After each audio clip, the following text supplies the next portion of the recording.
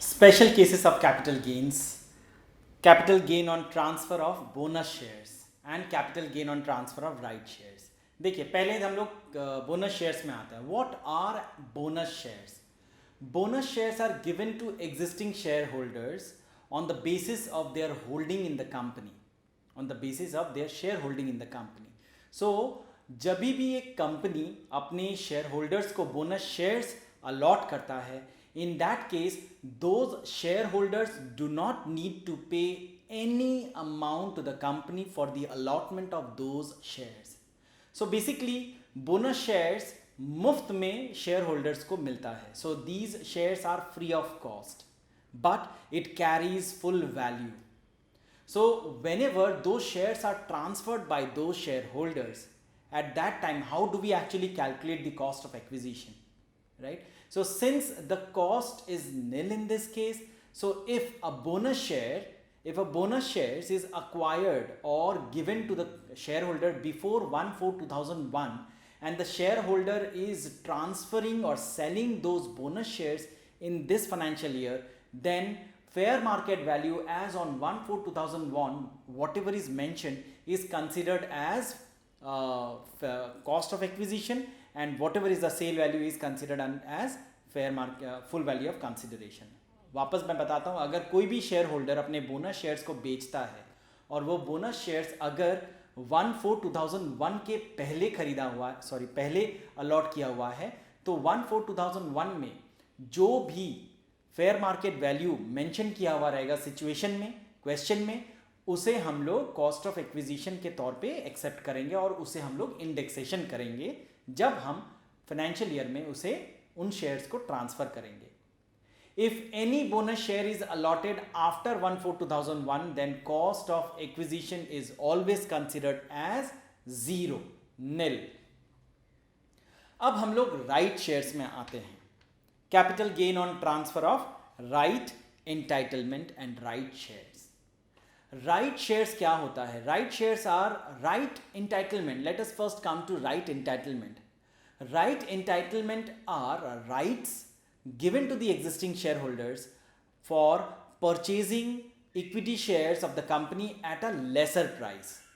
So whenever a right entitlement is given to an existing shareholder, it is the choice of the shareholder whether he want to exercise those rights or he or she will renounce those rights.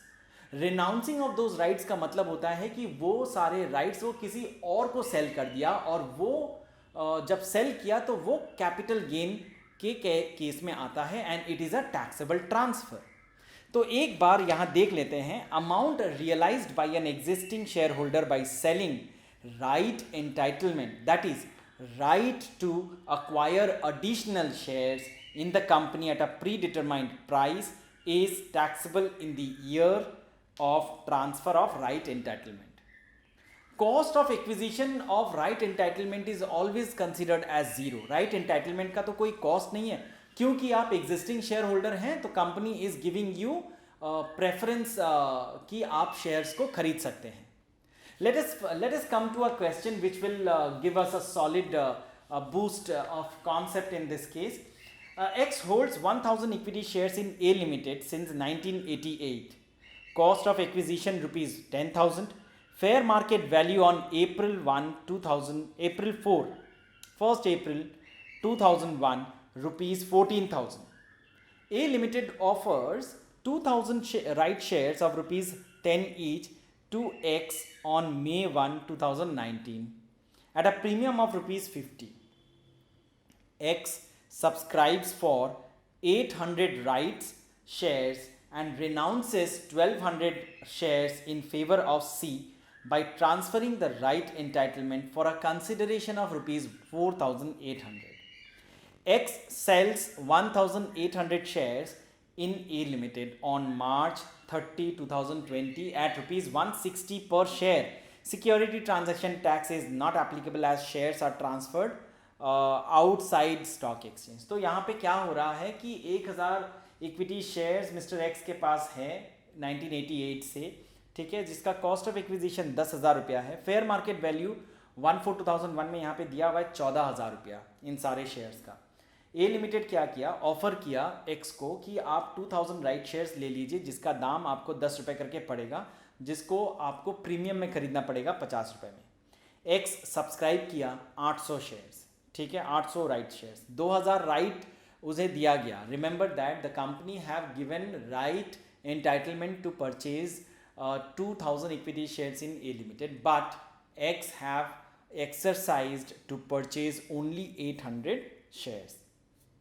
बाकी 1200 right जो है, rights shares जो है वो renounce कर दिए in favour of सी, ठीक है, जिसके लिए उन्हें 4800 रुपया सी से मिला। तो चलिए इसको देखते हैं किस तरह से करेंगे। पहले तो यहाँ पे हम लोग ओरिजिनल शेयर्स के बारे में करेंगे। असेसमेंट ईयर 2021 का कैलकुलेशन है ये। सो चलिए, sale proceeds of 1000 original shares, एक एक शेयर 160 रुपये में मिस्टर एक्स ने बेचा, तो 1000 इंटू 160 रुपीज़, 1,60,000 रुपीज़ हमारा यहाँ पे आ गया, ठीक है। यहाँ से हम लोग लेस करेंगे index cost of acquisition, since this shares were acquired और held by mister X from 1988, so ये ऑब्वियसली लॉन्ग टर्म है और fair market value on 1/4/2001 question में दिया हुआ है। सो इसे हमें इंडेक्सेशन करना पड़ेगा। सो इंडेक्सेशन होगा यहाँ पे 14,000 फेयर मार्केट वैल्यू है उसका, divided by 100 into 289, we are getting 40,460 rupees as our indexed cost of acquisition. So we will deduct full value of consideration 160,000 rupees minus 40,460. We are getting long term capital gains as 1,19,540 rupees. अभी हम लोग आते हैं right shares के बारे में। Right shares mister x के हाथों में है 800। देखिए, याद रखिए क्वेश्चन में दिया हुआ था 2000 राइट शेयर्स खरीदने का मौका मिला मिस्टर एक्स को, मिस्टर ए ने दिया था, ए लिमिटेड ने दिया था, but mister x have applied और एक्सरसाइज्ड ओनली 800 शेयर्स, खाली 800 शेयर ही उन्होंने खरीदा। बाकी जो 1200 शेयर का राइट्स है वो उन्होंने रिनाउंस कर दिया सी के नाम पे। तो हम राइट शेयर्स जब बेचेंगे तो राइट शेयर्स है खाली 800, तो full value of consideration for right shares is 800 into 160 rupees, we are getting 48,000 rupees. इससे हम लोग लेस करेंगे कॉस्ट ऑफ एक्विजिशन। सो क्योंकि ये राइट शेयर्स है, मिस्टर एक्स ने एक्चुअली खरीदा है, तो मिस्टर एक्स ने यहाँ पे 50 रुपये के प्रीमियम में खरीदा है शेयर्स, तो 10 रुपये शेयर का दाम, 50 रुपये प्रीमियम, टोटल 60 रुपीज़, तो 60 into 80 rupees, we are getting 80,000 rupees, ठीक है। सो ये हम लोग यहाँ पे माइनस किए, तो हमारा यहाँ पे शॉर्ट टर्म कैपिटल गेन्स आ गया। सॉरी, मैं गलत बोला, यहाँ पे 160 इंटू 800 हमारा 1,28,000 यहाँ पे आ गया। उससे हम लोग 48,000 माइनस करेंगे, we are getting 80,000 as our short term capital gains. याद रखना है, जब भी राइट शेयर्स हम लोग बेचेंगे, राइट शेयर्स बेचेंगे तो हमें ये कैलकुलेशन करना पड़ेगा। हमें पीरियड ऑफ होल्डिंग देख लेना है, जिस टाइम पे राइट शेयर्स हमें अलॉट हुआ उस टाइम से जिस दिन हमने राइट शेयर्स को बेचा, तो ये पीरियड हमारा यहाँ पे शॉर्ट टर्म आ रहा है, तो हम लोग इसे शॉर्ट टर्म कैपिटल गेन्स कहेंगे।